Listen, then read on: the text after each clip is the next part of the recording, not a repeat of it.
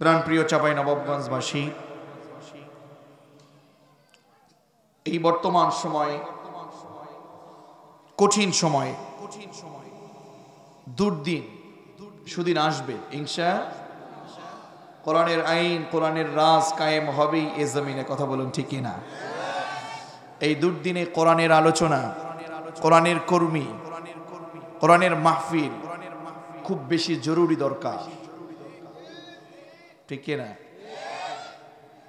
এখানে সবাই আমরা মুসলিম। আমরা কি? মুহতারাম অত্যন্ত চমৎকার করে বলেছেন, মুসলিম হিসাবে আমরা পরিচয় দেওয়ার সুযোগ পেয়েছি। সুযোগ দিয়েছেন কে? এত সহজ কথা নয়। প্রাণপ্রিয় চাঁপাইনবাবগঞ্জবাসী, এই দুর্দিনে তাফসীরুল কোরআন মাহফিল পেয়ে আপনারা খুশি না বেজার? কষ্টের কথা হলো আমরা দেখছি বিভিন্ন জায়গায় তাফসীরুল কোরআন মাহফিল শুনলে কিছু আব্দুল্লাহ বিন উবাইয়ের চালাবেলাদের কিংবা কিছু আবু জাহেলের উত্তরসূরিদের জ্বালাপোড়া তৈরি হয়ে যায়, ঠিক কিনা? কিন্তু আমরা যারা এখানে আছি, আমরা আব্দুল্লাহ বিন উবাইয়ের উত্তরসূরি নয়, আমরা আবু জাহেলের উত্তরসূরি নয়। আমরা সুদিনে যেমন করে দেখছি আবু বকর, ওমর, আলী, ওসমান কোরআনের পক্ষে ছিল, এরা দুর্দিনেও কোরআনের পক্ষে কাজ করেছে, জীবন দেবার জন্য কোরআনের পক্ষে কাজ করে গিয়েছে। আমরাও তাদের উত্তরসূরি হয়ে আল্লাহর জমিনে আমরা আমাদের জীবনটাকে উৎসর্গ করে দিতে চাই। তারপরেও চাই আল্লাহর জমিনে কোরআনের রাজ কায়েম হোক। জীবন যাবে, জীবন বিক্রি করতে রাজি, ইমান বিক্রি করতে রাজি না। চিৎকার মেরে বলো ঠিক না?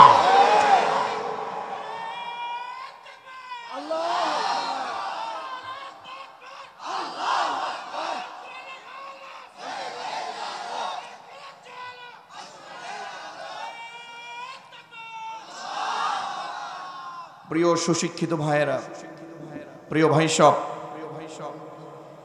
কোরআনের এই পরিবেশ, এটা দেখে আমরা খুশি, ঠিক কিনা? আমার রবও খুশি হয়েছে। সুবহানাল্লাহ পড়বেন না? আপনি মনে করছেন এটা চাঁপাইনবাবগঞ্জের, শিবগঞ্জের ছোট্ট একটা জায়গা, আমবাগানে বসেছেন। রসুল ঘোষিত এই জায়গাটা এখন আমবাগান নয়। একটু হৃদয় নিয়ে, হৃদয় দিয়ে, একটু খেয়াল করে বিবেক দিয়ে দেখুন না বিশ্বনবী কি বলেছেন। বিশ্বনবী ঘোষিত এই জায়গাটা এখন জান্নাতের বাগানে রূপান্তরিত হয়ে গেছে। আমরা এখন জান্নাতের বাগানে। আমার কলিজার টুকরা তরুণ আর যুবকেরা, এই জীবনটা এমনি এমনি মালিক দেননি। লিয়াবলুয়াকুম আইয়ুকুম আহসানু।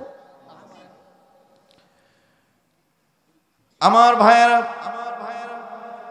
এই পৃথিবীতে মহান রব আপনাকে পাঠিয়েছেন, এমনি এমনি পাঠান নাই। মহান রব আপনাকে পাঠিয়েছেন, আল্লাহকে আপনি আমল দিয়ে খুশি করবেন, আর আপনাকে মহান রব জান্নাত দিয়ে দিবেন। অন্যত্র মহান রব কোরআন কারীমে বলেছেন, আফাহাসিবতুম আন্নামা খলাকনাকুম আবাসাও ওয়া আন্নাকুম ইলাইনা লা তুরজাউন। আল্লাহু আকবার। এই আমার হাতে যে কোরআন দেখছেন, এই কোরআনের মধ্যে কোনো সন্দেহ আছে নাকি? কোনো ঝামেলা আছে নাকি? মালিক বলছেন, গোলাম পৃথিবীতে তো এমনি এমনি পাঠাই নাই। বিশ্বাস করুন, আপনি স্বাধীন নন, আপনি পরাধীন। আপনি এই পৃথিবীতে একজন কেবলমাত্র গোলাম। আপনি যদি নিজেকে পরাধীন মনে করেন, তাহলেই কেবলমাত্র আপনার জন্য আল্লাহর জমিনে কোরআনের পক্ষে থাকা সম্ভব। কিন্তু আপনি যদি মনে করেন আমি স্বাধীন, আমি যা মনে চাই তাই করব, আমি দুর্নীতি করব, আমি ষড়যন্ত্র করব, কোরআনের বিপক্ষে থাকব, মিথ্যা নেতার পিছনে ঘুরব, আপনি যদি মনে করেন আমি স্বাধীন, আমি কোরআনের বিপক্ষে কাজ করব, কোরআন বিরোধী আন্দোলন করব, বিশ্বাস করুন আপনি ভুল করছেন। যেমন করে আবু জাহেল, উতবা, সাইবা, আব্দুল্লাহ বিন উবাই, ফেরাউন ভুল করেছে, তেমন করে আপনিও ভুল করছেন। তবে কোরআনের কর্মীরা এই ভুলটা করতে চায় না, কারণ কোরআনের কর্মীরা জানে আমাদেরকে পৃথিবীতে পাঠিয়েছেন একজন। আওয়াজ করে বলুন তিনি কে? সেই রব বললেন ওয়াবুদু রাব্বাক, ওয়াবুদু রাব্বাক হাত্তা ইয়াতিয়াকাল ইয়াকিন। যেন তেন কথা না। প্রতিদিন আপনি ওয়াজ শুনছেন, আমি বলবো আপনি ওয়াজ শুনেন, আপনাকে আমি বারণ করছি না।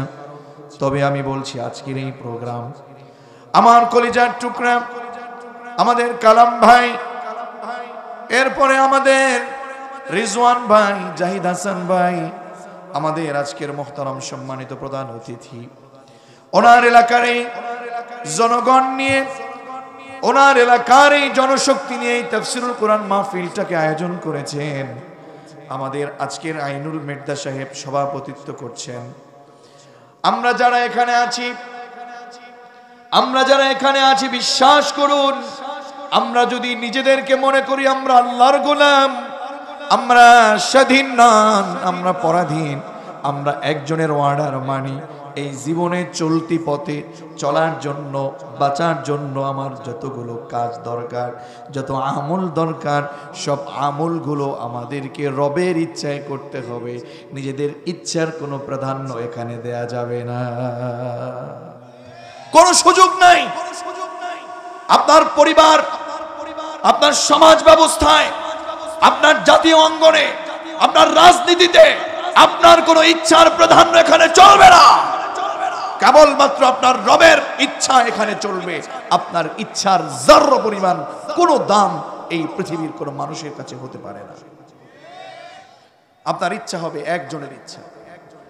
আওয়াজ করে বলুন না তিনি কে? আরো আওয়াজ করে বলুন না তিনি কে? বিশ্বাস করুন কোরআনের কর্মীরা, সত্যের পথের লোকগুলো, এই যে আপনাদের মাঝে খতিব মহোদয় এসেছেন, আরো যত উলামায়ে কেরাম আছেন, আমার জাকারিয়া ভাই, আমার ফারুক ভাই, তারা যে কোরআনের কথা বলছেন, তারা জানেন যে কোরআনের কথা বললে, কোরআনের পথে অবিচল থাকলে কিছু বাধা আসতেই পারে, ঠিক কিনা? আমার চাঁপাইনবাবগঞ্জের মুসলমানেরা, আমরা সবাই একথা জানি যে আল্লাহর পথে চলবো, আমার বাধা আসবে।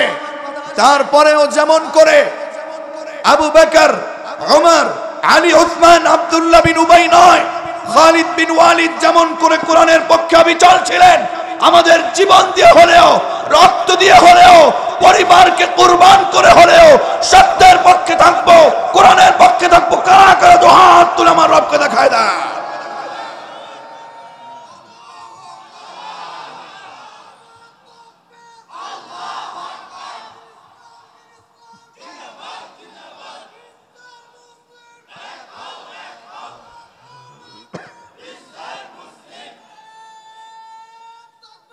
আমার ভাইয়েরা, আল্লাহু আকবার, এই তাকবীরটার মূল্য আপনি দিতে পারবেন না। মালিক আপনাকে অর্ডার দিয়েছেন, কে বেজার হন, কে খুশি হন, আপনাকে সেই দিকে তাকানোর কোনো প্রয়োজন নাই।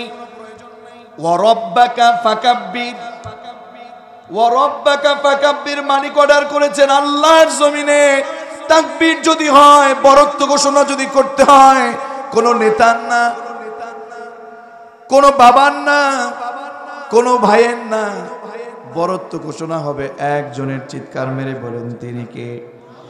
এই যে তরুণার যুবকেরা তাকবীর দিয়ে এই জান্নাতের বাগানকে মালিকের খুশিতে সুন্দর একটি অবস্থান তৈরি করছে। বিশ্বাস করুন, মনটা কেন যেন মনে হয়, মনটা কেন যেন বলে, হে কাফেরেরা, হে মুনাফিকেরা, হে আব্দুল্লাহ বিন উবাইয়ের উত্তরসূরিরা, তোমরা কি দেখো না চাঁপাইনবাবগঞ্জের কোরআনের কর্মীরা কত সুন্দর তাকবীর দেয়?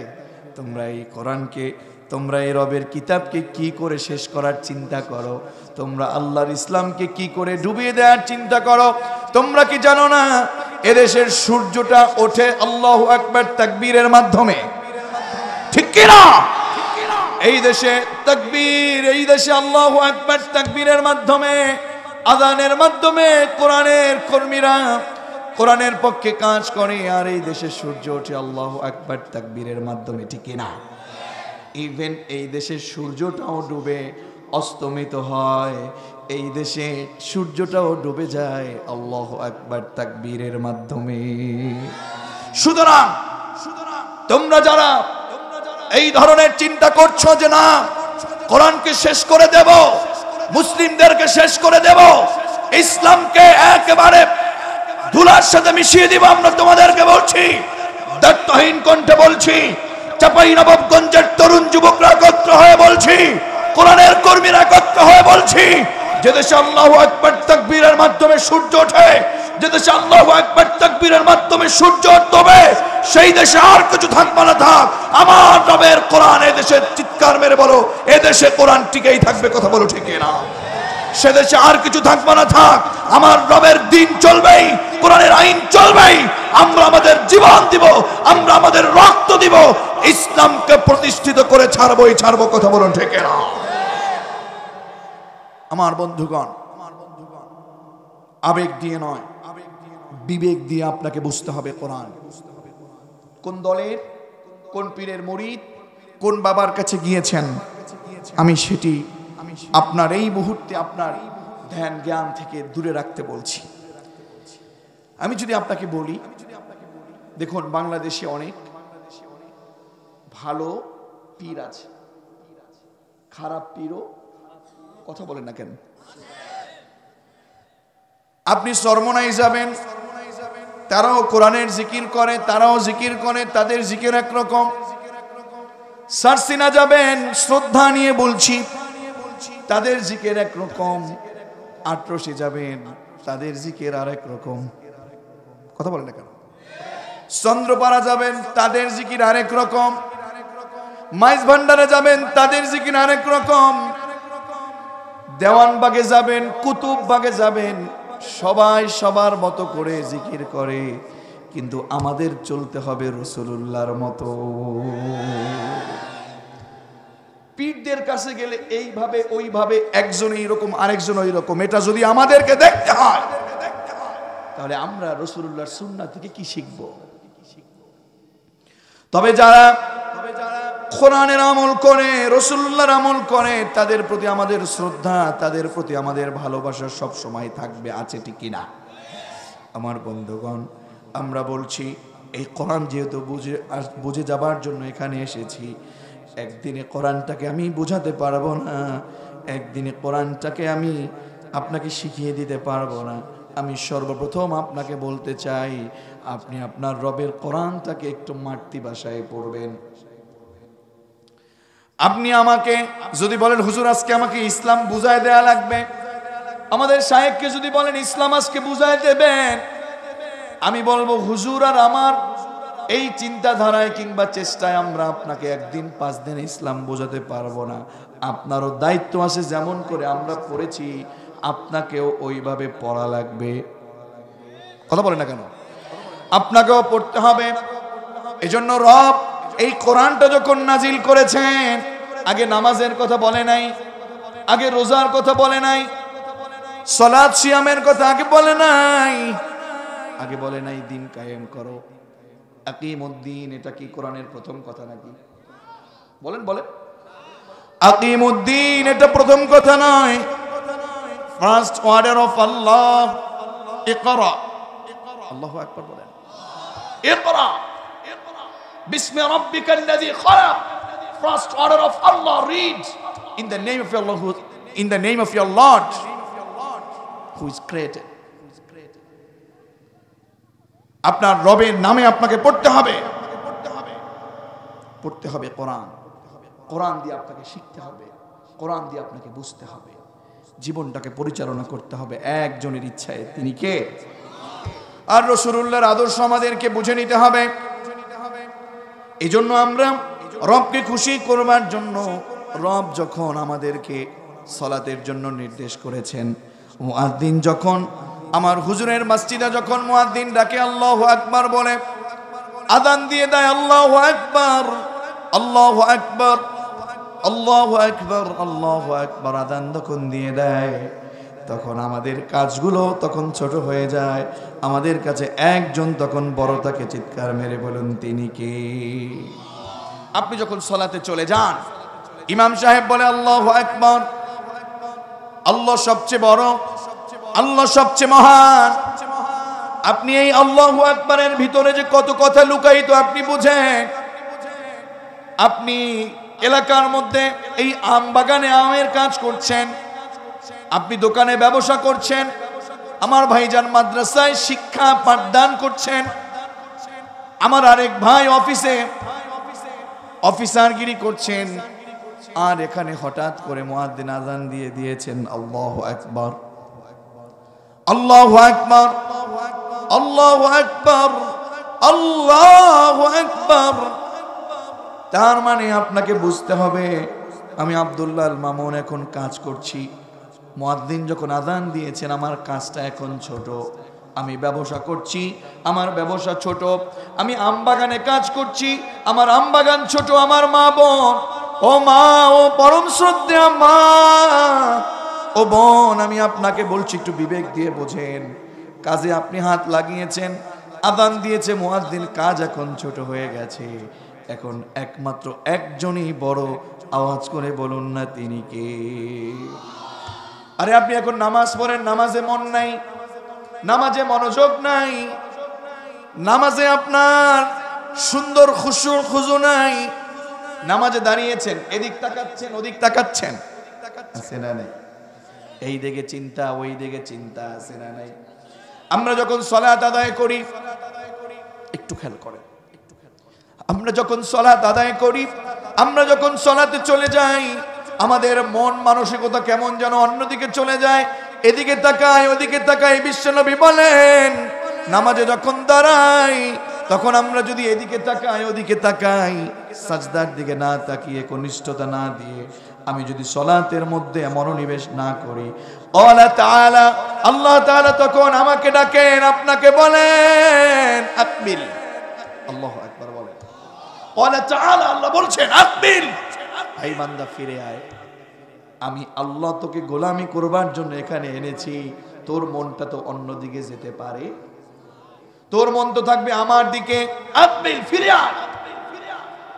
আবার যখন আপনার মনটা অন্যদিকে চলে যায়, আল্লাহ তাআলা আবার মালিক বলেন আকবিল, ফিরে আয়, তোর চোখ তো এদিক যেতে পারে না, মন তো ওদিক যেতে পারে না। দ্বিতীয়বার যখন এই অবস্থা হয়ে যায়, আবারও যখন আপনার মনটা অন্যদিকে চলে যায়, আবারও যখন চলে যায়, মালিক ওয়াকাল তাআলা আবার মালিক বলেন আকবিল, ফিরে আয়। আল্লাহু আকবার। মালিকের কত দয়া, একবার তাকালেন, রাসূল বলতেছেন, আল্লাহ বলছেন আকবিল, ফিরে আসো। দ্বিতীয়বার আবার যখন তাকিয়েছেন, আবার বলল আকবিল, ফিরে আসো। আবার যখন মনোনিবেশটা অন্যদিকে, আবার আল্লাহ বললেন আকবিল, ফিরে আসো। চতুর্থবার যখন আপনার মনটা নামাজে থাকে না, অন্যদিকে চলে যায়, মালিক বলেন লা হাজাতা লি ইলা সালাতিক, তোর মতো ভণ্ড, তোর মতো চিটারি নামাজ আমি রবের কোনো প্রয়োজন। সুতরাং নামাজে একনিষ্ঠতা, নামাজে মন দেওয়ার দরকার আছে না নাই? ও মা ও বোন, ওই কোথায় কি করেছে, কোথায় কি হচ্ছে, আমার কলিজার টুকরা তরুণ, এদিকে ওদিকে মন না দিয়ে রবের কাছে মনটাকে সুন্দরভাবে বেঁধে দেওয়ার দরকার আছে না নাই?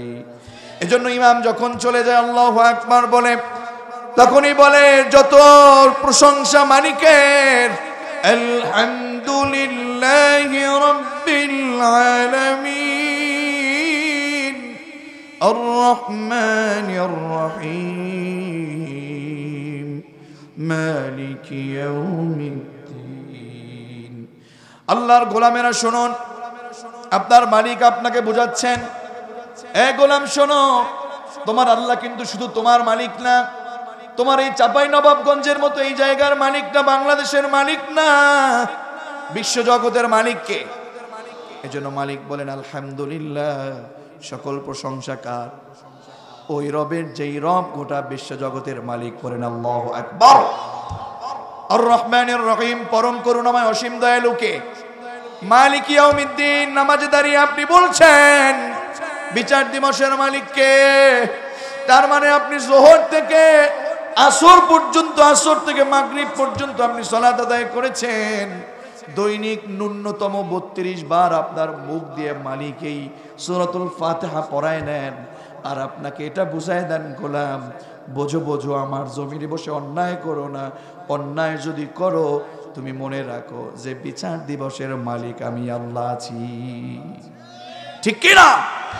আল্লাহ কিন্তু বিচার দিবসের মালিক। তুমি দুর্নীতি করো, তুমি কোরআনের কর্মীদের বিরোধিতা করো, তুমি ইসলামী আন্দোলনের বিরোধিতা করো, সত্যের বিরোধিতা করো, ইমামদের বিরোধিতা করো, আলেমদের বিরোধিতা করো, জাহান্নামী কাজগুলো করো, ব্যবসা করো, ওজনে কম দাও, জেনে রাখো, বুঝে রাখো, আমার রব বিচার দিবসের মালিক যেদিন ধরবে সেদিন বাপ বলার সময় দিবে না। এজন্য এখনো সময় আছে, সমাধান হয়ে যাও, এখনো সময় আছে, আল্লাহর পথে ফিরে আসো। আল্লাহর পথে যদি ফিরে না আসো, গোলামি যদি না করো, মনে রাখবে মালিক তোমাকে পছন্দ করবে না। সালাতে সূরা ফাতিহার মধ্যে তুমি কি বলো জানো? যুবক তুমি কি বলো জানো? ইয়্যাকা না'বুদ, শুধুমাত্র ইয়া, ইয়া শব্দটার অর্থ অত্যন্ত জটিল। ইয়্যাকা না'বুদ, মালিক, না'বুদু এটা ফেলে মুদারি থেকে শব্দ চয়ন হয়েছে। ফেলে মুদারি মানে এখন এবং ভবিষ্যৎ, প্রেজেন্ট ফিউচার।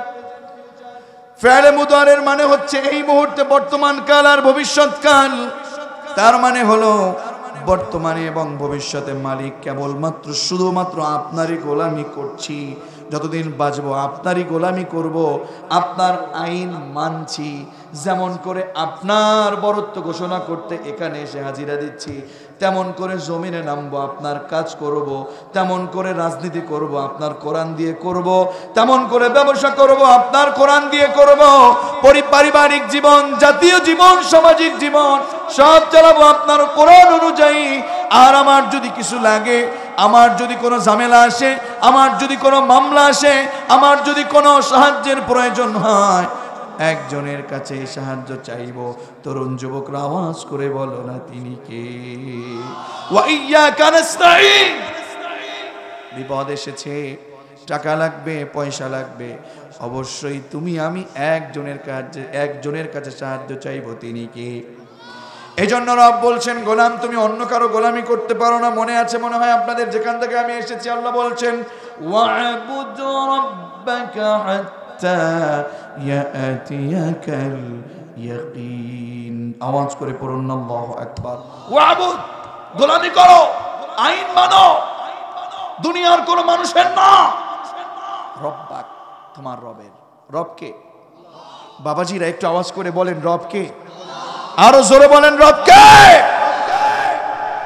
আল্লাহর গোলামি করো। কতদিন করবা? মন মতো যে কয়দিন, যেখানে মনে চায় সেখানে না। হাত্তা ইয়াতিয়াকাল ইয়াকিন, যতদিন পর্যন্ত তোমার কাছে মৃত্যু না এসে পৌঁছবে, মৃত্যু তোমার কাছে এসে যতক্ষণ না পর্যন্ত মোলাকাত করবে, ততক্ষণ পর্যন্ত তোমাকে আইন মানতে হবে। কার? এখানে তুমি বসে আল্লাহ আল্লাহ বলতেছো, দিনের বেলায় কিংবা রাতের বেলায় তোমার কাছে একটা সবুজ নোট, একটা লাল নোট, একটা নীল নোট তোমার কাছে যদি হাতের মধ্যে চলে যায়, তুমি তোমার আল্লাহর কোরআনটাকে ভুলে গিয়ে এমন নেতার পিছে তুমি নিয়েছো যেই নেতার চরিত্রটা অপবিত্র। লাল, সবুজ কিংবা নীল একটা নোট পেয়ে তোমার চরিত্র, তোমার নেতার চরিত্রটাকে তুমি পবিত্র বানায় দাও। কথা বলে না কেন? আল্লাহর কাছে কি জবাব দিবা? এজন্য আমি বলছি, ও আল্লাহর গোলাম, আল্লাহর এই জমিনে তোমাকে অবশ্যই আল্লাহর গোলামি করা লাগবে। আল্লাহর গোলামি যদি করো, তোমার কোনো ভয় নাই, তোমার কোনো দুশ্চিন্তা নাই, তোমার কোনো টেনশন নাই। আল্লাহর গোলামি করো, পরিপূর্ণ মুমিন হও, তোমার বিজয় আসবেই আসবে। ওয়ালা তাহিনু ওয়ালা তাহজানু ওয়া আনতুমুল আ'লাউনা ইন কুনতুম মুমিনিন। জোরে বলুন আল্লাহু আকবার। ওয়ালা তাহজানু, দুশ্চিন্তা করতে, ভয় পেতে নিষেধ করেছে কে? আল্লাহ বলছেন, যদি তুমি বিজয় চাও, মনে রাখো ইন শব্দ দিয়ে, ইন মানে যদি, ইফ, যদি, ইনের শর্তিয়া লাগিয়ে দিয়েছেন। এই জন্য যদি তোমরা মুমিন হও, তোমরা যদি ইমানদার হও, তোমরা যদি আমি রবের খাঁটি গোলাম হও, ওয়া আনতুমুল আলাউনা, বিজয় তোমাদের জন্য নিশ্চিত। সুবহানাল্লাহ পড়েন। বিজয় তোমাদের আসবেই, আজ না হোক কাল বিজয় আসবেই। বিজয় দিবে কে? বিজয় দিবে কে? ভয় পাওয়ার কোনো কারণ নাই। আজ না হোক কাল অবশ্যই আল্লাহর জমিনে কোরআনের আইন বাস্তবায়ন হবেই। আর আমার রব আমাদেরকে অবশ্যই আমাদেরকে কবুল করবেন। কথা বলেন ঠিক কিনা? এজন্য কবি বড় চমৎকার করে বলেছেন, গায়কেরা সুন্দর করে গাইছেন, কত চমৎকার করে।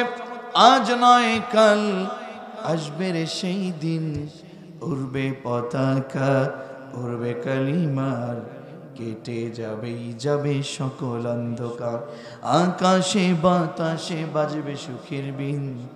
আজ নয় কাল আসবে রে সেই দিন। ঠিক কিনা? সুতরাং ভয় পাওয়ার কোনো কারণ আমার বন্ধুগণ। তাহলে আল্লাহর পথে যদি অবিচল থাকেন, আল্লাহর পথে যদি গোলামি করেন, এই অবস্থায় যদি আপনার মৃত্যু হয়, আপনার ভয় নাই, আপনার চিন্তা নাই। মৃত্যুর যন্ত্রণাটা পর্যন্ত আপনার জন্য সহজ করে দিবে কে? আপনারা দেখেন, ফেরাউনের নাম কিন্তু নিশ্চয়ই জানেন না? ফেরাউনের নাম জানেন নাকি? বর্তমান সময়ে ফেরাউনদের বংশধর আছে না নাই?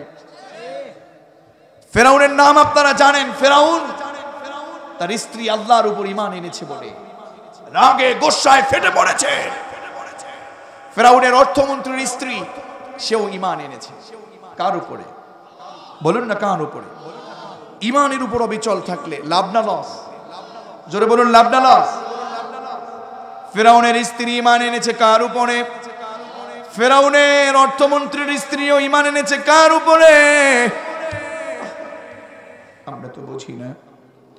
ঈমান আনলে আপনার এই পৃথিবী থেকে যে চলে যাবেন, চলে যেতে হতে পারে, তারপরেও যদি আপনার উপর খুশি থাকে, রব যদি খুশি থাকে, আপনার লাভ আছে না নাই? ফেরাউনের স্ত্রী ঈমান এনেছে, এই কারণে ফেরাউন যখন শুনে ফেলেছে আমার স্ত্রী ঈমান এনেছে, সেনাবাহিনীদেরকে দিয়ে ডেকেছে, আমার স্ত্রীকে ডাকো। এরপরে আমার অর্থমন্ত্রীর স্ত্রীকে ডাকো। ডাকা হলো, কিরে তোমরা নাকি ঈমান এনেছ? আর আমি এখানে বলতেছি আনা রব্বুকুমুল আলা, আমি সবচেয়ে বড় রব। আর তোমরা আবার কোন রবের উপর ঈমান এনেছ? তাড়াতাড়ি ওই সব ঈমান টিমান বাদ দাও, তোমাদের আল্লাহ এগুলা বাদ দাও, তাড়াতাড়ি বলো আমি তোমাদের সবচেয়ে বড় রব। যখন এই কথা বলল, ফেরাউনের স্ত্রী বলল, শোনো আমার প্রাণের স্বামী, এই পৃথিবী তুমি বানাও নাই। এই পৃথিবীর মালিক যিনি, আমার মালিক যিনি, আমার জীবনের মালিক যিনি, আমরা ঈমান এনেছি তার উপর, তিনি কে? জোরে বলুন, তিনি কে? আমার বন্ধুগণ, ফেরাউনের স্ত্রীকে বলা হলো, তুমি তাড়াতাড়ি ঈমান ছাড়ো, আমার উপর ঈমান আনো, যদি না আনো অবস্থা বড় ভয়াবহ। ফেরাউনের স্ত্রী বললেন, আপনি যা করতে চান করতে পারেন, জীবন দিব, কিন্তু ঈমান বিক্রি করতে আমরা রাজি না। আওয়াজ করে বলেন আল্লাহু আকবার। ওই সময়ের সবচেয়ে বড় নেতা, সবচেয়ে বড় লিডার, সবচেয়ে বড় নেতা, সবচেয়ে বড় সরকার ছিল ফেরাউন। ঠিক কিনা? জনমের মতো জুলুম করেতেও আল্লাহর জমিনে জুলুমকারীদের মধ্যে ফেরাউন অন্যতম ছিল। 525টা আয়াত এই কোরআনের মধ্যে ফেরাউনের সম্পর্কে বলা হয়েছে। এটা এমনি এমনিই না, ইতিহাসের পাতায় ঘৃত হয়ে আছে। আজকের সমাজেও যারা ফেরাউনের নীতি অবলম্বন করে কোরআনের কর্মীদের উপরে হামলা করবে, মামলা করবে, ঝামেলা করবে, আল্লাহর কসম করে বলছি, ওরাও ফেরাউনের মতো ঘৃণিত ইতিহাসের পাতায় নাম লেখাবে। কথা বলুন ঠিক কিনা? আমার বন্ধুগণ, ফেরাউনের স্ত্রী বলল, না আমি তোমার উপর ঈমান আনতে পারবো না, কারণ ঈমান এনেছি কার উপরে?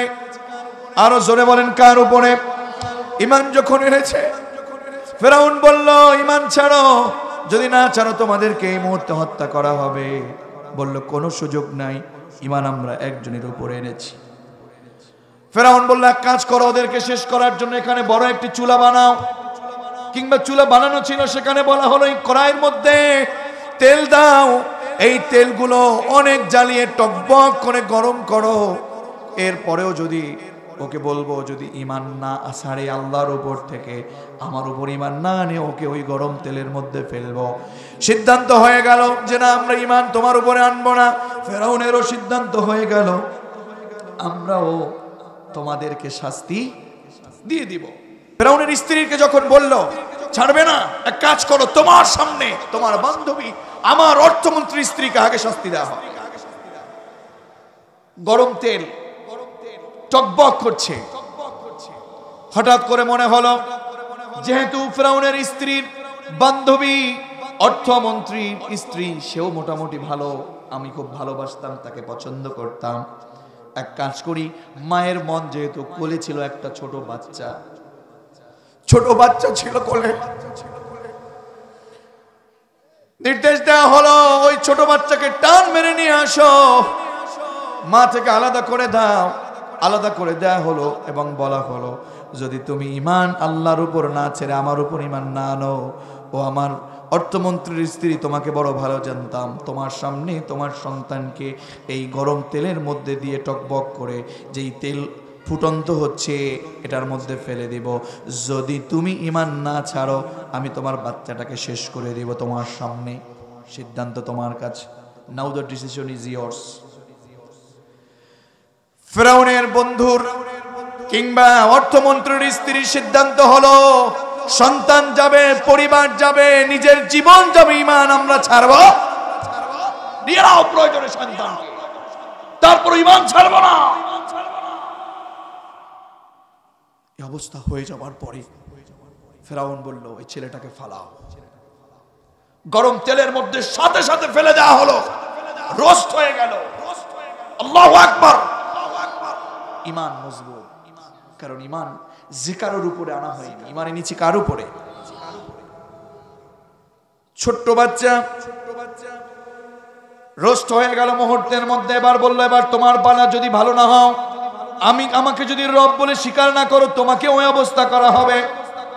হে আসিয়া, তুমিও দেখে রাখো, তুমি যদি তোমার সময় এখনো আছে, তুমিও তাড়াতাড়ি সিদ্ধান্ত পরিবর্তন করে আমার উপর ঈমান আনো। কঠিন অবস্থা তৈরি হয়ে গেল। এবার অর্থমন্ত্রীর স্ত্রীর পালা, অর্থমন্ত্রীর স্ত্রীকে ফেলে দিবে। এবার বলল এখনো সময় আছে। বলল না না। কেন না বলল? কুদরতি একটা আওয়াজ, গরম তেলের মধ্যে যেই ছেলেটা কিছুক্ষণ আগে রেস্ট হয়ে গেল, কুদরতি আওয়াজ কেমন যেন মায়ের কানের মধ্যে ভেসে আসলো, ও মা, ও মা, তুমি কি দেখছো? এটা গরম তেল। না না মা, আমাকে গরম তেলের মধ্যে ফেলে নাই ওরা, ওদের চোখে দেখছে এটা গরম তেল। আমার রব আমাকে জান্নাতের মধ্যে এখন খেলনা খেলাচ্ছে।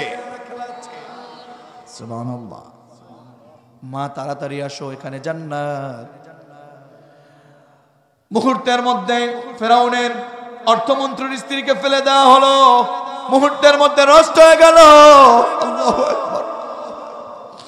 ফেরাউনের স্ত্রী আসিয়াকে বলা হলো তুমি এখনো সমাধান কিংবা তুমি এখনো আমার পথে আসছো না, তোমাকে ওই অবস্থা করা হবে, তোমাকে বড় ভালোবাসতাম।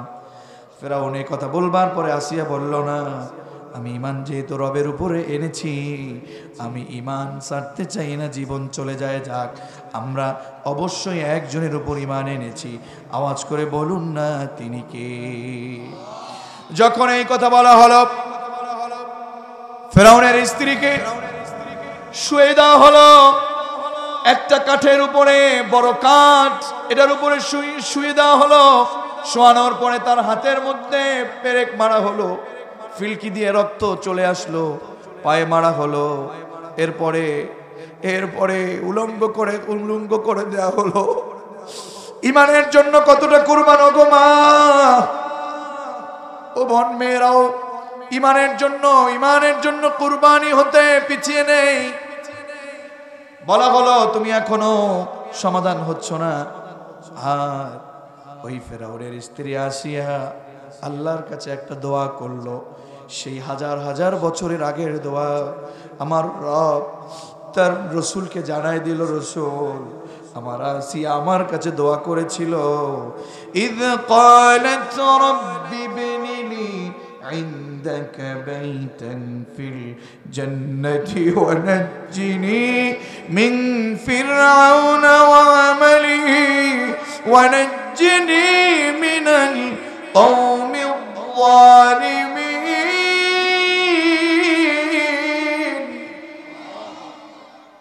মালিক, তুমি তো দেখতেছো কি শাস্তিগুলো দিচ্ছে, এই শাস্তিকে ভয় পাই না, তবে তোমার কাছে আবেদন, ইয ক্বালাত রাব্বি ইবনি লি ইনদাকা বাইতান ফিল জান্নাহ, তোমার কাছে মালিক একটা জান্নাতের ভিতরে আমার জন্য, আমি আসিয়ার জন্য একটা বাড়ি বানায় দাও। আমি আর এই ফেরাউনের কাছে থাকতে চাই না, আমি জান্নাতে যেতে চাই। পড়েন আল্লাহু আকবার। মুহূর্তের মধ্যে ফেলে দিল, জান্নাতে নিয়ে গেছে কে? জোরে বলুন। সুতরাং এই ঈমানের প্রতি অবিচল থাকতে গিয়ে, আল্লাহর গোলামি, আল্লাহর আইন মানতে গিয়ে এই পৃথিবীতে বহু মুসলিহুনেরা, বহু সাবিরুনরা, যারা সবের ধৈর্য ধারণ করে আল্লাহর পথে জীবন দিয়েছে, তারপরেও তাদের চিন্তা ছিল, তাদের চেষ্টা ছিল জীবন যাবে, এরপরেও কোরআনের পক্ষে কিংবা দ্বীনের পক্ষে কাজ করে যাবই। ঠিক সেইভাবে করেই, সেই চিন্তা করেই ফেরাউনের স্ত্রী আসিয়া বলো, নারীদের মধ্যে অনেক এরকম কুরবান হয়েছে। সুমাইয়া কুরবান হয়েছে, এরপরে আমির হামজা কুরবান হয়েছে, খালিদ বিন ওয়ালিদ কুরবান হয়েছে, আবু বকর, ওমর, আলী কুরবান হয়েছে। আমরাও তাদের পক্ষে থেকে, তাদের উত্তরসূরি হয়ে আল্লাহর পক্ষে কাজ করতে চাই, দিন বিজয়ের আন্দোলনে নামতে চাই, কোরআনের পক্ষে কাজ করতে চাই। জীবন যাবে, তারপরে আল্লাহর পক্ষে কারা কারা তৈয়ার? তো হাত তুলে আমার রবকে দেখায় দাও।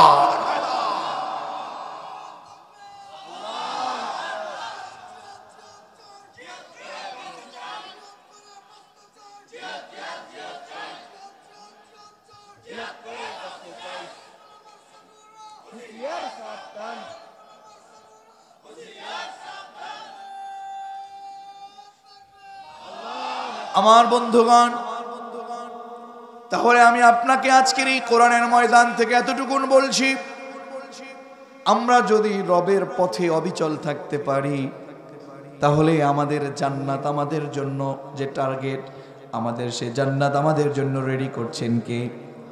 রেডি রাখছেন কে?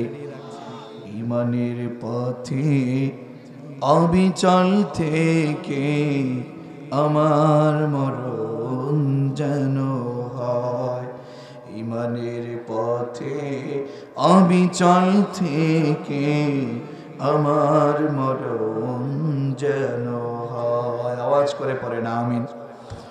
তাহলে আমার বন্ধুগণ, আমি বলতে চাই, আল্লাহর জমিনে আমাদের জীবনটাকে রবের জন্য উৎসর্গ করে দিতে চাই। আর রব যদি আমাদের উপর খুশি হয়ে যায়, আমাদের চিন্তার আর কোনো কারণ। এজন্য ওলামায়ে কেরাম কথা বলছেন, কোরআনের পক্ষে কথা বলছেন, কোরআনের কর্মীরা নিজেদেরকে উৎসর্গ করে দিচ্ছেন। এটা যেন তেন কথা না। আমরা বুঝি তোমাদের মতো কালো টাকার প্রতি আমাদেরও লোভ আছে, কিন্তু আমরা বুরহান চাই, আমরা ফুরকান চাই, আমরা কোরআন চাই। টাকা আমরাও চিনি, লোভ আছে বলতে বোঝাতে চাচ্ছি এটা। ওই টাকা আমরাও চিনি, তারপরেও রবের পক্ষে থাকবার জন্য ওই টাকা আমাদের কাছে যাররা পরিমাণ মূল্য, ওই ক্ষমতা, অবৈধ ক্ষমতার প্রতি আমাদের যাররা পরিমাণ মূল্য। আমার বন্ধুগণ, আর অল্প কিছুক্ষণ সময় আপনাদের কাছ থেকে আমি চাই। আমি যেহেতু আপনাদের মেহমান, আপনাদেরকে আমি মেজবান হিসেবে জানি, এই মেজবান হিসাবে আমি বলবো, মেহমান যতক্ষণ আছে মেজবানদের ততক্ষণ থাকার দরকার আছে না নাই? আমার বন্ধুগণ, এই চাঁপাইনবাবগঞ্জের মুসলমানেরা, তাহলে আমরা এই পর্যন্ত জীবনে অনেক অন্যায় করেছি, অপরাধ করেছি, ঠিক কিনা? আর অপরাধ করতে চাই না। মালিক বলেন, শোনো, তোমরা যারা অন্যায় করেছো, অপরাধ করেছো, তুমি আমি রবের কাছে কান্না করো, আমি রবের কাছে হাত পেতে, আমি রবের কাছে ক্ষমা চাও, আমি রব তোমাদেরকে ক্ষমা করে দিব। তোমাদের প্রয়োজন, আমি রবকে খুশি করবার জন্য তোমরা যেহেতু আমার বান্দা, আমার কাছে হাত পাতো, আমার কাছে তাহাজ্জুদের সালাত আদায় করে বলো, মালিক আমি অন্যায় করেছি, আমি অপরাধ করেছি। দেখুন তো আমরা যে অন্যায় করেছি, অপরাধ করছি, মালিক যদি আমাদের উপর অখুশি থাকে আমরা কি জাহান্নাম থেকে বাঁচতে পারবো নাকি? এজন্য রব্বে কারীম বলেন ওয়াল্লাযীনা ইয়াবিতুনা লিরাব্বিহিম সুজদান ওয়া কিয়ামা।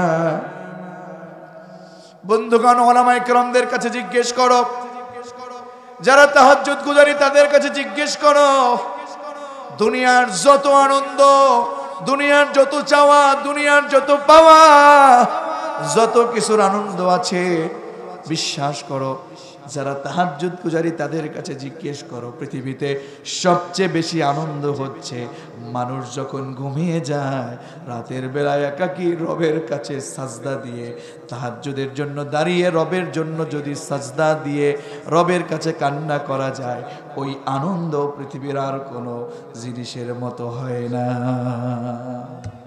এজন্য আমার বন্ধুগণ, তাহাজ্জুদের সালাত আদায় করো। মালিক বলেন আমার যারা গোলাম, রহমানের যারা বান্দা, ওয়া ইবাদুর রহমান, আমার গোলামেরা অবশ্যই আমি রবের জন্য দাঁড়িয়ে যায়। বিশ্বনবী সাল্লাল্লাহু আলাইহি ওয়াসাল্লাম বলেছেন, যেই ব্যক্তি নিরাপদে জান্নাতে যেতে চায়, আমি রাসূল বলছি ওই লোকটা রাতের বেলায় নামাজ আদায় করে, ওয়াসাল্লু বিল্লাইল ওয়ান নাসু নিয়াম তাদখুলুনাল জান্নাতা বিসালাম। নিরাপদে জান্নাতে যে যেতে চায়, মানুষ যখন ঘুমিয়ে থাকে তখন আমার রবের জন্য সে নামাজে দাঁড়িয়ে যায়। বলেন আল্লাহু আকবার। এজন্য মালিক বলেন আমরা অন্যায় করেছি, অপরাধ করেছি। দেখুন তো চিন্তা করে, আমরা অপরাধ দিয়ে নিজের জীবনটাকে সাজিয়ে দিয়েছি, নিজের জীবনটাকে গুনাহ দিয়ে সাজিয়ে দিয়েছি। মালিক বললেন গোলাম তোমরা আমার রহমত থেকে নিরাশ হও না, লা তাকনাতু মির রাহমাতিল্লাহ, ইয়ানি লা তাইয়াসু মির রাহিল্লাহ। আমার রহমত থেকে নিরাশ হও না। অন্যায় করেছো, অপরাধ করেছো। দেখুন আপনারা বুঝি না, আমরা আমাদের নিজেদের জীবনটাকে বুঝি না, আল্লাহর জমিনটাকে আমরা কি মনে করছি? যেই মাটির উপরে দাঁড়িয়ে আমরা জুলুম করছি, যেই মাটির উপরে দাঁড়িয়ে বেনামাজি হচ্ছি, আমার নারীরা বেপরদায় উলঙ্গ হয়ে চলাফেরা করছে, আমরা যারা অনেক অন্যায় দিয়ে নিজের জীবনটাকে একেবারে পেঁচিয়ে দিয়েছি, বিশ্বাস করুন এই জমিন আপনাকে ছেড়ে দেবে না। এই জমিনের ভিতরে যখন চলে যাবেন, মিনহা খালাকনাকুম, পারেন না এটা আপনারা? পড়েন তো, মিনহা খালাকনাকুম ওয়া ফিহা নুঈদুকুম ওয়া মিনহা নুখরিজুকুম তারাতান উখরা। যে মাটি থেকে আমাদেরকে বানানো হয়েছে, মাটির সার নির্যাস থেকে, সেই মাটিতে আমরা যখন যাব, এখান থেকে আবার আমাদেরকে জাগাবে। এই ক্ষমতা কার? এই মাটির মধ্যে যখন যাবে, আজকে তুমি মিথ্যা কথা, দুর্নীতি, মিথ্যা জীবন ব্যবস্থা, মিথ্যা নেতার পিছনে ঘুরছো, চুরি করছো, ডাকাতি করছো, জুয়া খেলছো, ক্যাসিনো খেলছো, মাদক সেবন করছো, তুমি মানুষকে ঠকাচ্ছো, জুলুম করছো, নির্যাতন করছো। বিশ্বাস করো কবরের আযাবটা যখন হবে, তোমাকে এমন ভাবে কবর চাপ দিবে, পাঁজরের হাড়গুলো অপর পাঁজরে গিয়ে প্রবেশ করবে। কি করবে সেই দিন, কি অবস্থা হবে সেই দিন? আরে মালিকের কবরে প্রস্তুতি নিয়ে যাও। হযরত আলী বলছেন ওয়াল ইস্তিদাদু লিয়াউমির রাহিল, আল্লাহকে ভয় করে মৃত্যুর জন্য চূড়ান্ত প্রস্তুতি নিয়ে পৃথিবী থেকে বিদায় হও, প্রস্তুতি নাও। বিশ্বাস করেন আমরা আজকে অনেক গুনাহ করছি, আমাদের চোখে গুনাহ, আমাদের হাতে গুনাহ, আমাদের পায়ে গুনাহ। এই পায়ে একদিন আমাদের বিরুদ্ধে সাক্ষ্য দিবে, চোখ একদিন আমার বিরুদ্ধে কথা বলবে, হাত কথা বলবে, পা কথা বলবে। আরে কত কঠিন কথা, কত কঠিন ব্যাপার। আমরা বুঝি না, আমরা বুঝি না। اليوم نختم على أفواههم وتكلمنا أيديهم। বাবাজি আমার কলিজার টুকরা তরুণ, তোমাদের পা দুটো আমার কাছে এগিয়ে দাও, আমি তোমার পা ধরে জড়িয়েও বলছি, যেই পা দিয়ে গুনাহের দিকে যাচ্ছ, যেই হাত দিয়ে তুমি গুনাহ করছো, এই কোরআন সাক্ষী, উলামায়ে কেরাম সাক্ষী। তোমার কোরআনের সূরাতু ইয়াসিন খুলে দেখো, কোরআন কারীমের 23 পারার 3 নম্বর পৃষ্ঠার শেষ দিকে খুলে দেখো, মালিক বলছেন আল ইয়াউমা নাখতিম আলা আফওয়াহিহিম। এই আয়াত পড়লে অন্তর কেঁপে উঠে, বিশ্বাস করো। আল ইয়াউমা নাখতিম, সেই কঠিন ময়দানে মোহর মেরে দিবে। আলা আফওয়াহিহিম, তোমার মুখের উপরে মোহর মেরে দেওয়া হবে। ফাম মানে হচ্ছে মুখ, আফওয়াহিহিম তাদের মুখের উপরে মোহর মেরে দেওয়া হবে। ওয়া তুকাল্লিমুনা আইদিহিম, এই হাত সেই দিন কথা বলবে, এই হাতের জবান সেই দিন খুলে যাবে। এই হাত বলবে আল্লাহ 50টা বছর ওর সাথে আমাকে দিয়েছো, এই 50টা বছর আমি কথা বলতে পারি নাই, আজকে আমার জবানটা খুলে দিয়েছো। শোনো আল্লাহ, এই হাত দিয়ে মানুষকে মেরেছে, এই হাত দিয়ে মিথ্যা মামলা দিয়েছে, এই হাত দিয়ে আলেম ওলামাদের বিপরীত লিখেছে। ঠিক কিনা? ঠিক কিনা? কোরআনের কর্মী হয়ে কোরআনের জন্য যারা কাজ করেছে, যুগের পর যুগ যারা কোরআনের জন্য নিজেদের জীবনটাকে বিলিয়ে দিয়েছে, তাদের বিরুদ্ধে কলম লিখে 1 যুগের বেশি পর্যন্ত লাল দেয়ালের মধ্যে আটকে রেখেছে, ওয়াল্লাহি তারাও কিয়ামতের ময়দানে উঠবে। কোরআনের কর্মীরা, কোরআনের পাখিরাও কিয়ামতের ময়দানে উঠবে। সেই দিন দেখা যাবে ওদের অবস্থা কি হয়ে যায়। কথা বলো ঠিক কিনা? আমার বন্ধুগণ, এই হাত সাক্ষী দেবে। তোমাকে বলছি, কেন হাত দিয়ে গুনাহ করছো? এই যে মুখ মোহর মেরে দেবার পরে হাত কথা বলবে।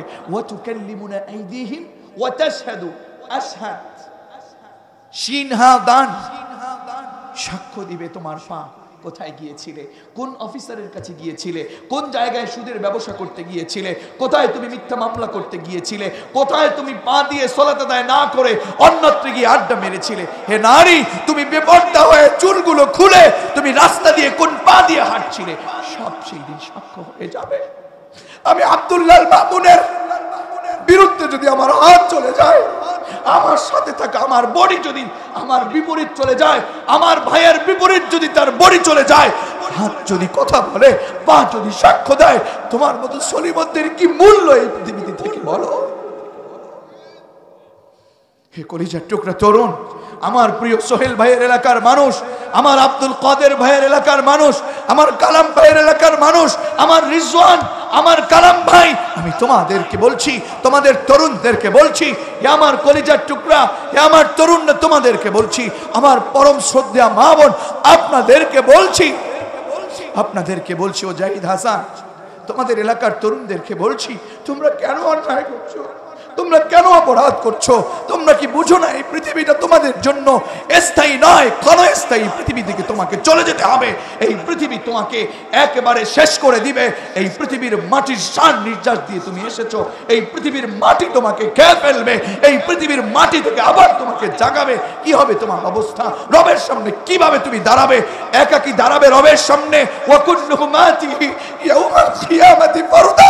আমার মতো আব্দুল্লাহকে, আমার শাইখের মতো লোকটাকে যদি আল্লাহর সামনে দাঁড় করিয়ে দেয় একাকী, ওয়া কুল্লুহুম আতিহি ইয়াউমাল কিয়ামাতি ফারদা, ইয়াউমাল কিয়ামাতি ফারদা, কি জবাব দিবে রবের সামনে? বলো, আল্লাহর সামনে তুমি কি জবাব দিবা? যেই নেতার পিছনে ঘুরছো, আল্লাহর কসম করে বলছি, রবের কোরআন সত্য নাকি মিথ্যা? রবের কোরআন বলছে সেই কঠিন ময়দানে, ইয়াউমা নাদউ কুল্লা উনাসিম বিইমামিহিম, তুমি যেই নেতার পিছনে হাঁটছো, যেই নেতার পিছনে থেকে তুমি জাহান্নামের কাজ করছো, যেই নেতার অর্ডারকে তুমি ফলো করে আলেম ওলামাদের বিপরীত করছো, সুদের ব্যবসায় ঘুরছো, ক্যাসিনোতে যাচ্ছ, মাদকের ব্যবসা করছো, হে নারী, তুমি জলমের মতো নিজেকে উৎসর্গ করে দিচ্ছ সিস্টেম মিথ্যার মধ্যে। তোমাকে বলছি, ওই নেতার পেছনে তুমি দাঁড়াবে। নেতা যদি জাহান্নামে চলে যায়, তাহলে তোমাকেও জাহান্নামে যেতে হবে। ঠিক কি না? আমার কথা, আমার বড় ভাইয়ের কথা, কার কথা? একটু ইমানি আওয়াজ দিয়ে বলেন না, কার কথা? সেই আল্লাহ তাআলা আপনাকে চান না যে আল্লাহ আপনাকে চান না যে আপনি জাহান্নামে যান। মালিক বললেন, শোনো গোলাম, ওয়াত্তাকুন নার আল্লাতী উইদ্দাত লিল কাফিরিন, ওই জাহান্নামটা তো তোমাদের জন্য না, কাফেরদের জন্য আমি জাহান্নামকে বানিয়ে রেখেছি। সেই জাহান্নামকে তোমরা ভয় করো, সেই জাহান্নামকে তোমরা ভয় করো। ওই জাহান্নামের আযাব সহ্য করা যাবে না যুবক।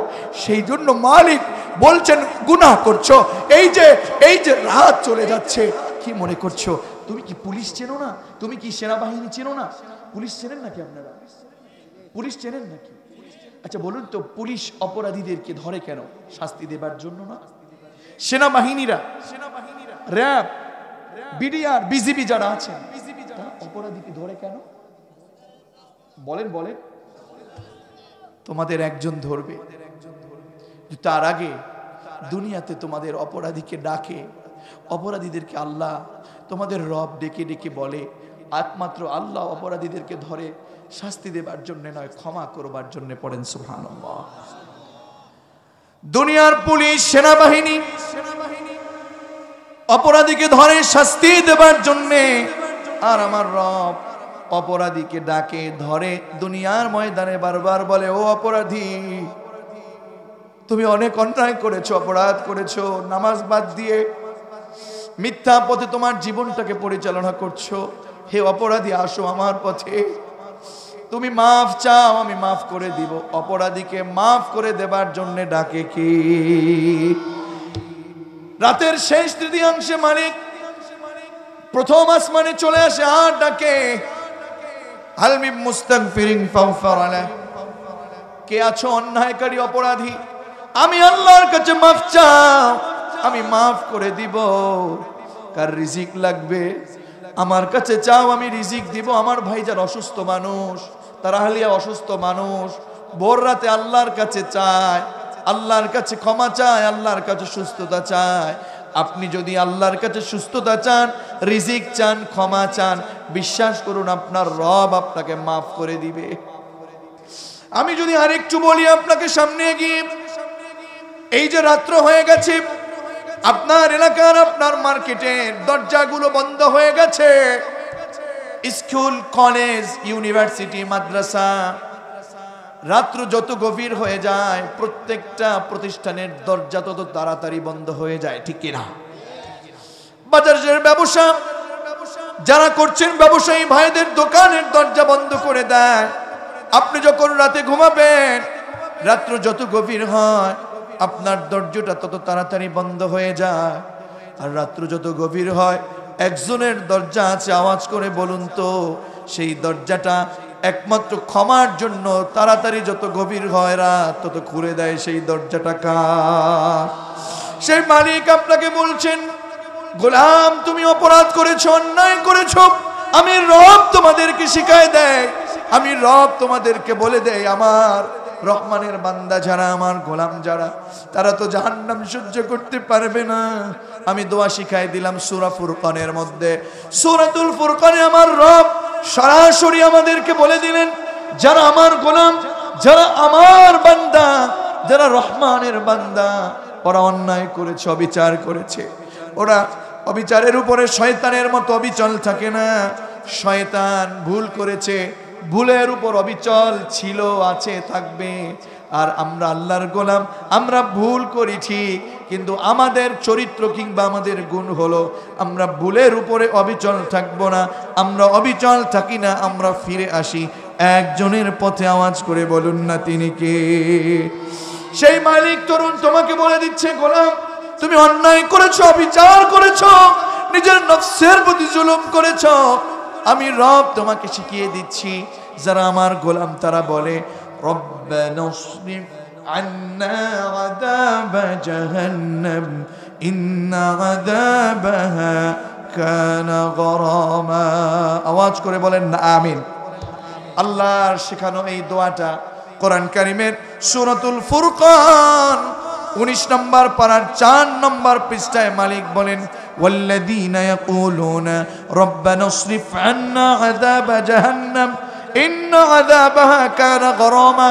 সূরাতুল ফুরকানের 65 নম্বর আয়াতটা আজকে গিয়ে আপনি মুখস্থ করবেন, আমার সাথে একটু পড়েন।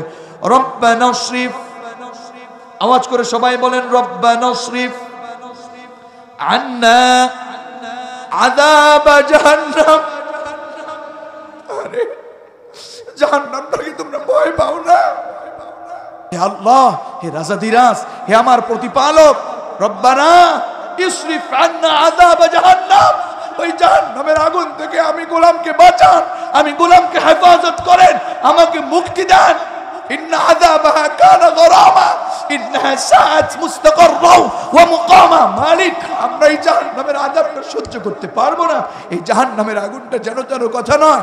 এই জাহান্নামের আগুনটা যখন গায়ে লাগবে, আগে গিয়ে কলিজায় আঘাত করবে। জাহান্নামের আগুনটা যখন গায়ে লাগবে, চামড়াটার সাথে সাথে ঝলসে যাবে। কুল্লামা নাদিজাত জুলুদুহুম বাদদালনাহুম জুলুদান গায়রাহা লিয়াযুকুল আযাব। হে নারী, হে কলিজার টুকরা তরুণী, হে বোন, তুমি আজকে তোমার রবকে ভয় পাচ্ছ না? তুমি জাহান্নামকে ভয় পাচ্ছ না? রব তো বলছেন নারী যারা অপরাধ করে, যারা জাহান্নামে যাবে, তারা বিশ্বনবী মেরাজ থেকে এসেছেন। মেরাজ থেকে বিশ্বনবী এসেছেন। রব নারীদের জন্য বলছি, মা ও বোন, আপনার ঘরের মার জন্য বলছি, আপনার বউয়ের জন্য বলছি, আপনার স্ত্রীর জন্য বলছি, আপনার মেয়ের জন্য বলছি, আপনার বোনের জন্য বলছি। বিশ্বনবী মেরাজ থেকে এসেছেন, এসে বললেন, হে সাহাবারা শোনো, আমি 6 প্রকার নারীকে জাহান্নামে দেখেছি। কয় প্রকার? জোরে বলেন। 6 প্রকার নারী। মুখস্থ করে একটু আপনার বাড়িতে আপনার মাকে গিয়ে শোনান। আপনাদের মেয়ে, আপনাদের বাড়ির মা বোনেরা নাকি অনেক এসেছে, তাদের জন্য বলছি। মালিক বলছেন 6 জন নারীকে আমি, রাসূল বলছেন 6 জন নারীকে আমি জাহান্নামে দেখছি। তার মধ্যে 1 নাম্বার হচ্ছে তারা বেপরদায় থেকে চুলগুলো ছেড়ে রাস্তা দিয়ে হাঁটে যারা। এরকম নারী চাঁপাইনবাবগঞ্জে না, এটা আমাদের দিকে আছে। আছে নাকি?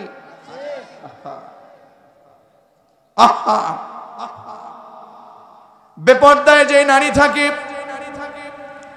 সেই নারী জাহান্নামে চলে যাবে। 2 হচ্ছে ওই নারী জাহান্নামে যাবে স্বামীদের আনুগত্য করে না, স্বামীর সাথে তর্কাতর্কি করে, স্বামীকে সম্মান দেয় না। এমন নারী আমাদের ঘরে আছে না নাই? কার কার ঘরে আছে হাত তুলেন দেখি। মা বোনদেরকে বলছি, মা বোন আপনারা খুশি থাকেন, আপনাদের খুব ভয় পায়, এটা আমরা বুঝি। একটু ক্যামেরা ঘুরাই দেখান এদের। হাত তুলবেন না আমি বুঝি, এই জন্য বাড়িতে ভাত দেবে না তো। হাত যদি তুলেন আর বাড়িতে যেয়ে বলবে তোমার ভাত শেষ, আমি আর আছি, আমি আর থাকছি না। না মা, হাসির খোরাক দিচ্ছি না, আপনি আপনার স্বামীকে সম্মান করছেন না, স্বামীর কথায় কথায় তর্ক করছেন, স্বামীকে সম্মান দিচ্ছেন না। আছে না নাই জাকারিয়া ভাই? ঘরে আছে নাকি? আছে? হাসতেছে না? হারে, আমার বড় ভাই পাশে বসে আছেন। হাদিস থেকে বলছি, বিশ্বনবী বলছেন ওই নারীটা জাহান্নামে চলে যাবে যেই নারী তার স্বামীকে সম্মান করে না। তাহলে আমাদের মা, আমাদের বোন, আমাদের মেয়েকে এই অন্যায় থেকে বাঁচানোর দরকার আছে না নেই? 3 নম্বরে বিশ্বনবী বলছেন ওই নারী জাহান্নামে যাবে। আমি দেখেছি মেরাজে ওই নারীটা জাহান্নামী যেই নারীটা নিজের স্বামীকে বাদ দিয়ে পর পুরুষের সাথে হাসি তামাশা করে। আছে না নাই? অনেক জায়গায় এটা আমার মাঝে মাঝেই বলা হয়। মুফতি আমির হামজা ভাইয়ের মুখনিসৃত বাণী থেকে শুনছিলাম, হেসে হেসে বলছিলেন টাকা পয়সা স্নো পাউডার কিনে দিয়ে খরচ করি আমরা, আর মজা মারে ভ্যান চালক, রিক্সা চালক আর দোকানদারেরা। ঠিক কি না? আমার খুব ভালো লেগেছে কথাটা। মুফতি আমির হামজা ভাই খুব চমৎকার করে কথাটা বলছিলেন, হাসতে হাসতে। নেটে এখন ভাসছে, যেহেতু তাদের নাম স্মরণ হয়ে গেছে। এই জমিনে মুফতি আমির হামজা, রাসূলের চাচা আমির হামজার উত্তরসূরি যারা আছেন, কোরআনের কর্মী যারা আছেন, আমরা দোয়া করছি ময়দান থেকে বাংলার জমিনটা এই তাফসীর কারকদের জন্য উর্বর হয়ে যাক, পড়ি আমিন। আমার বন্ধুগণ, মা আপনাদেরকে বলছি খবরদার, পরপুরুষের সাথে হাসি তামাশা, দেবরের সাথে হাসি তামাশা আছে না নাই? অথচ বিশ্বনবী বলেছেন এটা মালাকুল মউতের ন্যায়।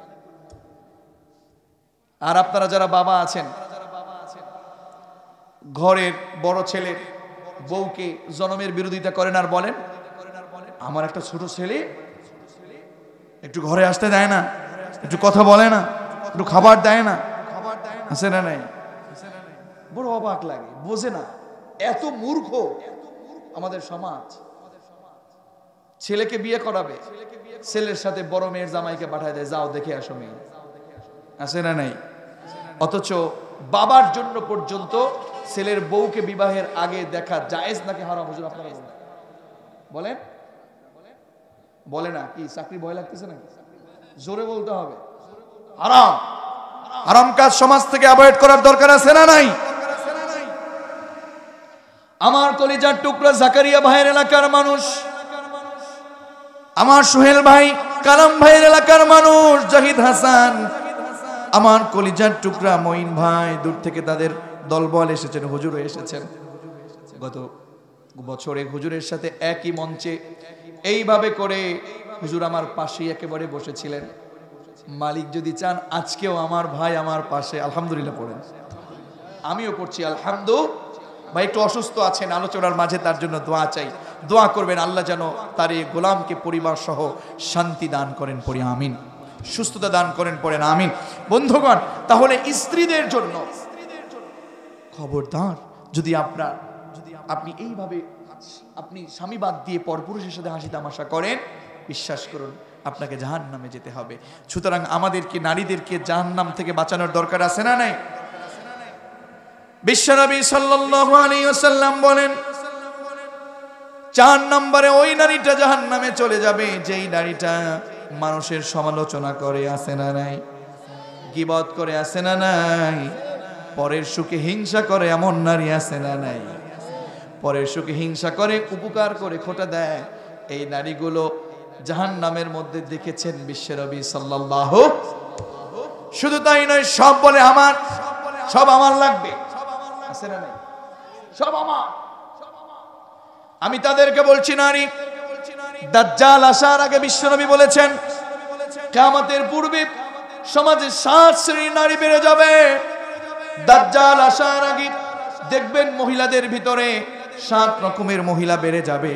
বিশ্বনবী বললেন তার 1 নাম্বার হলো আন্নানা।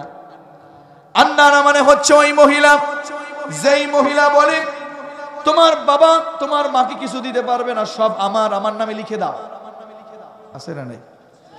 কাউরে কিছু দিতে চায় না, সব আমার, খাও বা কেন, তোমার আর ভাই নাই, আছে না নাই? মা খবরদার, বিশ্বনবী বলেছেন না না, সব আমার আমার করবে। এই নারীটা বিশ্বনবীর চোখে খুব অভিশপ্ত।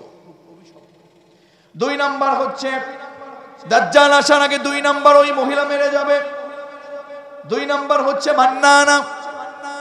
মান্নানা হচ্ছে ওই মহিলা, যেই মহিলা উপকার করে খোটা দেয়, আছে না নাই? 3 নাম্বার হচ্ছে হান্নানা। হান্নানা মানে হচ্ছে কোন মহিলাকে যদি স্বামী বলে আমি বাজার থেকে এসেছি, আমাকে একটু খিদমা করো, পানিটা দাও, তুমি ঢেলে খাও, এটা আছে? আল্লাহ, কমন পড়ে গেছে, দেখেছেন? হান্নানা ওই মহিলা, স্বামী যদি বলে আমাকে একটু খেদমত করো, আমাকে এইটা একটু দাও, তোমারটা তুমি ঢেলে খাও, আমিও তো একই সাথে চাকরি থেকে আসছি, আছে না নাই? আরে বোন, চাকুরি করছেন, কি দরকার আপনার? ইসলাম আপনাকে পর্দার সহিত কাজ করার সুযোগ দিয়েছেন, কিন্তু আপনার ঘরের সন্তান আছে, আপনি বাহিরে চলে যাচ্ছেন, সন্তান বুয়ার কাছে দিয়ে যাচ্ছেন, অথবা বাড়িতে একাকী এদিকে সেদিকে ঘুরছে, সন্তান নষ্ট হচ্ছে আর পকেটে টাকা আসছে, লাভ কি আপনার এই টাকা? কথা বলে না কেন? যাও, আমি শেষ করছি। এরপরে 4 নাম্বার হচ্ছে কান্নানা। কান্নানা হচ্ছে ওই মহিলা, যেই মহিলা স্বামীকে ছোট করবার জন্য বারবার বলে আমার বাপের বাড়ি এইটা আছে, আমার ভাইয়ের কাছে এইটা আছে, তোমার কি আছে? মেলাই আছে, কমন পড়ে গেছে।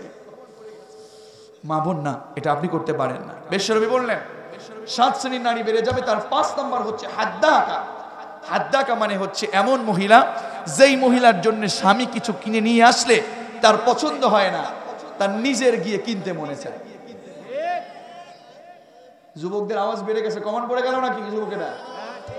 বউয়ের জন্য কিনে আনলে বউয়ের ভাল লাগে না, তুমি কিনতে পারো না, আমার টাকা দাও, দেখো কতটা ভালোটা আনি।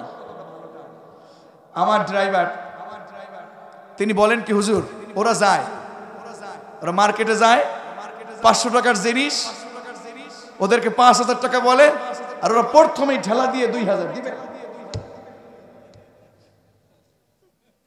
খুব জিতে আনছে, 5000 টাকার জিনিস কয় হাজারে কিনছে, অথচ জিনিস কত? আরে মা শুনুন, আপনার স্বামী যেটা আপনাকে এনে দেয় তাতেই আপনার শুকরিয়া করা লাগবে। কথা বলেন ঠিক কিনা? এত আওয়াজ কেন, ভয় লেগে গেল? কমন পড়ে গেছে তাহলে নাকি? না, মা বোন হাত জাগাবে না, কিন্তু আপনাদেরকে বলছি ওরা কিন্তু খুব বেজার হয়। তরুণ ঠিক কিনা? তাদের মনে খুশি করতে চাইলে ওরা যা কিনে আনেন তাই খুশি। দেখছেন, ঠিক বলে। আপনি বুঝে নিয়েন মা। এরপরে 6 নাম্বার হলো সাদ্দাকা। সাদ্দাকা মানে হচ্ছে দাজ্জাল আসার আগে ওই মহিলা বেড়ে যাবে যেই মহিলা স্বামীর সঙ্গে কথায় কথায় ঝগড়া করে, তর্ক করে, আছে না নাই? বিশ্বনবী বললেন শুধু তাই না, 7 নম্বরে ওই মহিলা বেড়ে যাবে বাররাকা, শুধু স্বামীর সাথে কথায় কথায় ঝগড়া কিংবা তর্ক করবে। শুধু তাই না, ওই নারী স্বামীর কথায় কথায় তর্ক করবার সাথে সাথে স্বামীর গায়ে পর্যন্ত হাত তোলে। এরকম দাজ্জাল মহিলা সমাজের মধ্যে আছে না নাই? আমি আপনাকে বলছি, আপনার ঘরে এমন আদর্শ কেন যে আদর্শ পেয়ে ঐশী হয়, পাপিয়া হয়? আপনার নারীকে, আপনার ঘরের মেয়েকে অন্য বাড়িতে দেবার আগে কোরআনের শিক্ষায় শিক্ষিত করুন। আম্মাজান আয়েশা, আম্মাজান খাদিজা, হযরত ফাতিমা, আসিয়া, হাজেরা, এদের মতো নারী, এদের মতো আদর্শে আদর্শিত করুন, আর না হয় নারীগুলো জাহান্নামে চলে যাবে। কথা বলেন ঠিক কিনা? এজন্য আমার বন্ধুগণ, শেষ কথা, সূরাতুল ফুরকানের 65 নম্বর আয়াতে আল্লাহ তাআলা বললেন, হে আমার গোলামেরা, রহমানের বান্দা যারা, তারা আমার কাছে জাহান্নাম থেকে মুক্তি চেয়ে চেয়ে বলবে, পড়েন আমার সাথে, রব্বানা সরিফ আন্না আযাব জাহান্নাম ইন্না আযাবাহা কানা গরামা। আওয়াজ করে পড়েন আমিন। তাহলে জাহান্নাম থেকে আমাদের মুক্তি চাওয়ার দরকার আছে না নাই? বলছিলাম, ওই কথাটা শেষ করে দিচ্ছি যেহেতু পড়েছি আয়াত, কুল্লামা নাদিজাত জুলুদুহুম বাদদালনাহুম জুলুদান গায়রাহা লিয়াযুকুল আযাব। জাহান্নামের আগুনে যখন পড়বে, জাহান্নামের আগুনে পড়ার সাথে সাথে একেবারে চামড়াটার সাথে সাথে ঝলসে যাবে, মৃত্যু আসবে না। মালিক বলেন, বাদদালনাহুম জুলুদান গায়রাহা লিয়াযুকুল আযাব। চামড়াটা পুড়ে যাবে, আবার বদলে দিবে, আবার পুড়ে যাবে, আবার বদলে দিবে। সেই জাহান্নাম থেকে আমাদের মালিকের কাছে মুক্তি চাওয়ার দরকার আছে না নাই? সেই জাহান্নাম থেকে বাঁচতে হলে, বাঁচতে চাইলে আজকে থেকে কোরআন কারিমের শিক্ষা নিজের ভিতরে নিয়ে কোরআনের পক্ষে থেকে কোরআনের আন্দোলন করতে হবে, সত্যের পক্ষে কাজ করতে হবে, সালাত আদায় করতে হবে, যাকাত দিতে হবে। নারীরা পর্দায় থাকবে, জান্নাতে যাওয়ার জন্য বেশি লাগে না নারীদের জন্য 4টা আমল। বিশ্বনবী বলেছেন, আল মারআতু ইযা সাল্লাত খামসাহা ওয়া সামাত শাহরাহা ওয়া আতাআত বালাহা ওয়া হাফিজাত ফুরুজাহা। 5 ওয়াক্ত সালাত নারীরা পড়বে, রমাদানের সিয়াম পালন করবে, আর স্বামীর আনুগত্য করবে, লজ্জাস্থান হেফাজত করবে। এই 4টা আমল যেই নারী করবে তাকে জান্নাত দিবে কে? সুতরাং আজকে থেকে জাহান্নাম থেকে মুক্তি চাইলে কোরআনের পক্ষে আমাদের থাকবার দরকার আছে না নাই? কারা কারা কোরআনের পক্ষে থাকতে চাই? আমার রবকে শেষবারের মতো দুহাত তুলে দেখায় দেই। লিল্লাহি তাকবীর।